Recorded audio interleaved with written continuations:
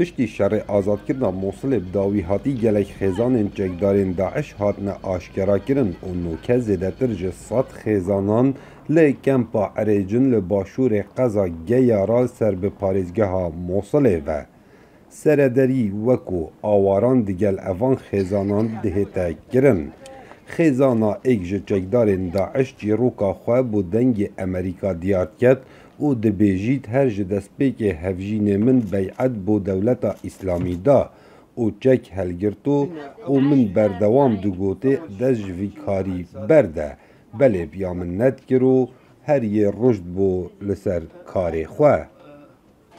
أبو ليالي من صارت الدولة الإسلامية الفتح دەستپێکە هاتنە دەولەتە ئیسلامی ئەو چوو دگەروان و دەست ji karê xwe berda. Çend min gotê dest ji vî karî berde, gote min kanê rext û tivenga min bide min, ez êdî nahême malê.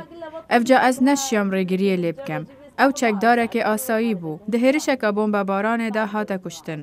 Zaroyên hîn dibînin babê wan êk ji çekdarên Daeş bûye. Beriya çend mehan di nava şerê taxê Quduzda li Mosilê hatiye kuştin û deyka wan dibêjît em nikarîn bi vegerîne ser mal û halên xwe ji ber ku hatîne talankirin û wêrankirin ji layê supayê Iraqê ve. Em taxê zincî lê bûyn. Jiyana me gelek ya xweş bû. Babê wan asînger bû, astê me ya aborî gelekî baş bû. Welê kelûpelên me hemî çûn. Nuke em vegerîn me çinîne. Min tenê sîm welidên karibaya hebûn. Me turumbêl hebûn. Hemî firokan ji nav birin.